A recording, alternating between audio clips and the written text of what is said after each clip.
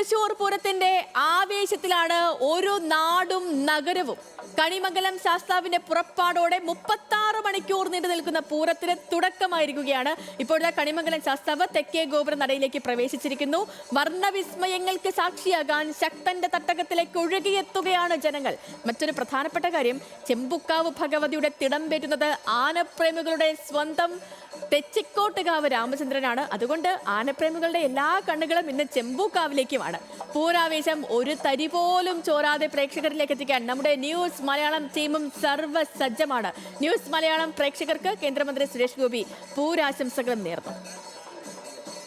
കണിമംഗലം ശാസ്താവിന്റെ പുറപ്പാടിനൊപ്പം നമ്മുടെ ആസിഫ് മുഹമ്മദും ചെമ്പൂക്കാവ് ഭഗവതിയുടെ തിടമ്പേറ്റുന്ന തെച്ചിക്കോട്ടുകാവ് രാമചന്ദ്രനൊപ്പം ലെവിൻ കെ വിജയനും വടക്കുംനാഥൻ ക്ഷേത്രാങ്കണത്തിൽ നിന്ന് ലിജോ വർഗീസും ഒക്കെ നമുക്കൊപ്പം ചേരുന്നുണ്ട്.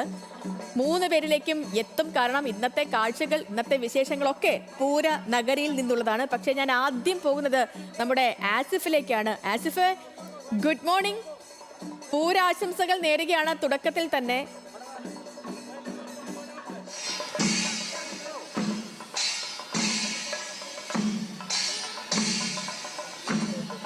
ആശിഫെ, കുട്ടിശങ്കരന്റെ തോളിലേറി 9 ആനകളുടെ അകമ്പടിയോടെ കണിമംഗലം ശാസ്താവ് എത്തിയിട്ടുണ്ട്. അങ്ങനെ ഘടകപൂരങ്ങൾ വന്ന് പൂരം തുടങ്ങി അല്ലേ?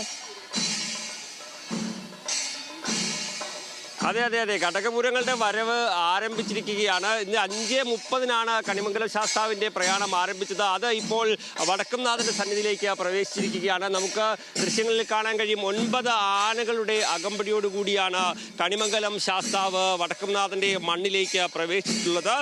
ഏതായാലും ഇതോടുകൂടി പൂരാവേശം 10 മടങ്ങ് വർദ്ധിക്കുകയാണ് എന്നുള്ളതാണ് ഏറ്റവും പ്രധാനപ്പെട്ട ഒരു കാര്യം. ഈ കണിമംഗലം ശാസ്താവിനെ കുറിച്ച് പറയുകയാണെങ്കിൽ ഒട്ടേറെ പ്രത്യേകതകളാണ്. നമുക്കറിയാം, തെക്കേ ഗോപുരം വഴി പ്രവേശിക്കുന്ന ഏക പൂരമാണ് കണിമംഗല ശാസ്താവ് എന്നുള്ളത് ഏറ്റവും പ്രധാനപ്പെട്ട ഒരു കാര്യമാണ്.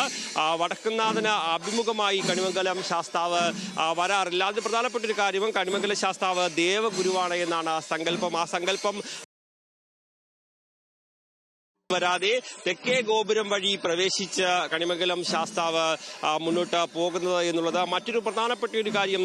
വെയിലും മഴയും മഞ്ഞും ഏൽക്കാതെ രൂപത്തിലുള്ള ദേവഗുരുവാണ് കണിമംഗലം ശാസ്താവ് എന്നുള്ളതാണ് മറ്റൊരു സങ്കല്പം. അതിനാൽ വെയിൽ ചൂട് പിടിക്കുന്നതിന് മുമ്പ് തന്നെ ക്ഷേത്രത്തിന്റെ തെക്കേ ഗോപുരം വഴി കണിമംഗലം ശാസ്താവിന്റെ എഴുന്നള്ളിപ്പ് അകത്തേക്ക് പ്രവേശിക്കും. ആ ഒരു ഇതുള്ളത് കൊണ്ട് തന്നെയാണ് ഇപ്പോൾ അത്തരത്തിലുള്ള ഒരു പ്രവേശനം നടന്നിരിക്കുന്നത്. എന്തായാലും പൂരപ്പെരുമയോടെ ശാസ്താവിന് എഴുന്നള്ളിപ്പ് എന്ന ആനകൾ അതിന് പിന്നാലെ ഇപ്പോൾ ക്ഷേത്രാങ്കണത്തിലേക്ക് പ്രവേശിച്ചിരിക്കുകയാണ്.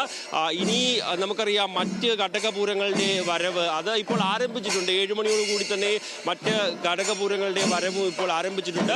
അത് ഇങ്ങനെ മുന്നോട്ട് പോകുന്നതോടുകൂടി അത് ഇത്തരത്തിൽ പൂരനഗരിയിലേക്ക് എത്തുന്നതോടുകൂടി പൂരത്തിന്റെ ആവേശം അത് വർദ്ധിച്ചുകൊണ്ടേ ഭഗവതിയും നെയ്തലക്കാവ് ഭഗവതിയും ലാലൂർ ഭഗവതിയും ഭഗവതിയും അങ്ങനെ 8 ക്ഷേത്രങ്ങളിലെ